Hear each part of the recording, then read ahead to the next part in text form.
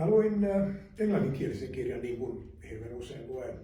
Sen nimi oli The Empire of Pain. Ja se on tarina Yhdysvaltain opioidikriisistä ja varsinkin Sacklerin perheen ja heidän hyvin aggressiivisen lääkemarkkinoinnin historiasta. Se oli hyvä kirja.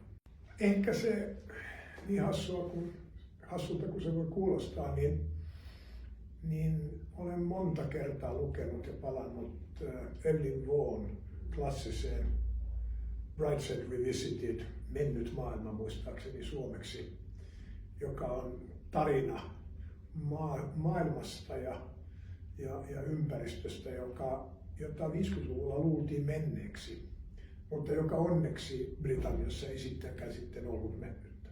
Se on jo vaikeampi kysymys. Kaunokirjallisuuden puolella mä luulen kyllä nämä amerikkalaiset kirjailijat, aikalaisemme Ernest Hemingway ja John Steinbeck oli siinä ratkaisevia ja tietenkin niistä kyllä Hemingway oli se suurempi kirjailija, joskin Steinbeck oli hauska kertoja.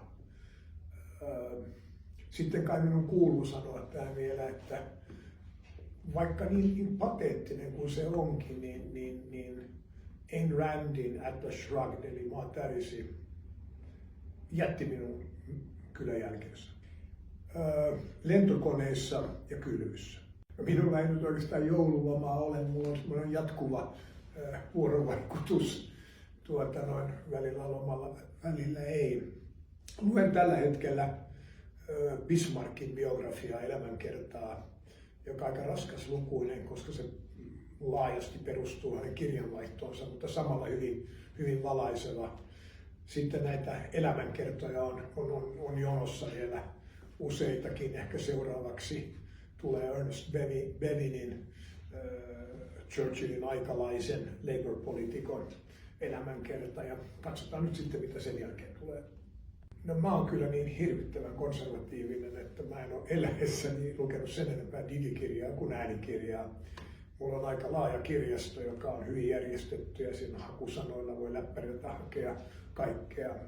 Tuolla Ominessa meidän maapaikassamme siellä on 7500, ilmeisesti kai kohta lähemmän 8000 kirjaa mun omassa kirjastossa ja sitten siellä on klassinen taloon kuuluva kirjasto, jossa on 4500 nidettä, niin siellä alkaa olla tästä 13 000 kirjaa.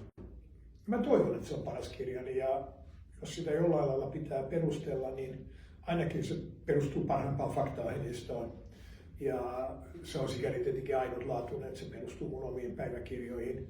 Se voi välillä tehdä sen vähän turhan yksityiskohtaiseksi, mutta toisaalta se kertoo mielestäni hyvin monivivahteisen kuvan Suomen elinkeinoelämän muodostumisesta 80-90-luvun taitteessa, kasinotaloudesta ja hyvin jännittävästä vaiheessa Suomen historiassa.